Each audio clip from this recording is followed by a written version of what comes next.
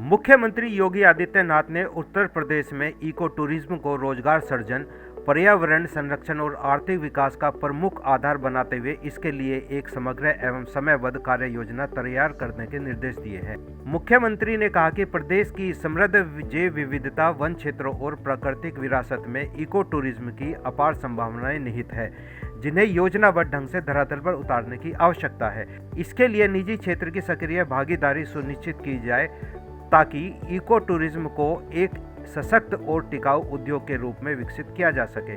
सोमवार को हुई उत्तर प्रदेश इको टूरिज्म विकास बोर्ड की बैठक में मुख्यमंत्री ने निर्देश दिए कि चयनित इको टूरिज्म स्थलों पर पर्यटकों के लिए अच्छे होटल और रेस्टोरेंट, गुणवत्तापूर्ण आवासीय सुविधाएं और आधुनिक बुनियादी ढांचा विकसित किया जाए, जिससे राष्ट्रीय एवं अंतर्राष्ट्रीय पर्यटकों को आकर्षित किया जा सके।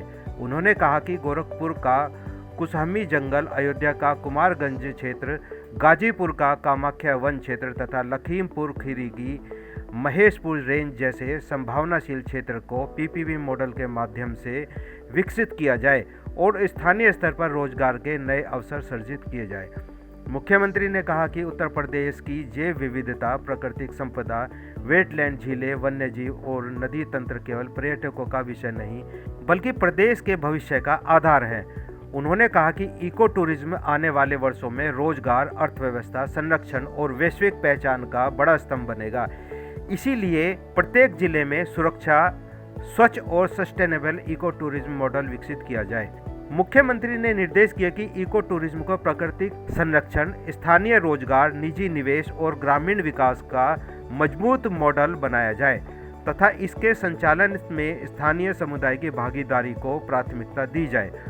बैठक में अवगत कराया कि वित्तीय वर्ष 2022-23 से 2024-25 के बीच दुधवा, पीलीभीत, रानीपुर और कतरनिया घाट टाइगर रिजर्व सहित हैदरपुर, बखीरा, नूर सरोवर, समसपुर और नवाबगंज जैसे प्रमुख वेटलैंड में कुल 44 इको टूरिज्म इंफ्रास्ट्रक्चर प्रोजेक्ट शुरू किए गए हैं। बोर्ड अब परिसंपत्तियों के मोनेटाइजेशन और दीर्घकालीन सस्टेनेबिलिटी पर काम कर रहा है, जिसके तहत इको लॉन्च, फ्लोटिंग रेस्टोरेंट और पर्यटक सुविधाओं के लिए पीपीपी मॉडल लागू किया जा रहा है। मुख्यमंत्री ने कनेक्टिविटी सुधार पर जोर देते हुए कहा कि लखनऊ पलिया और नई दिल्ली पलिया के बीच सप्तांक एसी बस का संचालन किया जाना चाहिए। मुख्यमंत्री ने पीलीभीत, मैलानी, बहराइच के लिए क्षेत्रीय बस सेवा प्रारंभ करने के निर्देश दिए और कहा कि परिवहन निगम के सफल मॉडल को देखते हुए इन सेवाओं का विस्तार अन्य इको टूरिज्म स्थलों तक किया जाना चाहिए।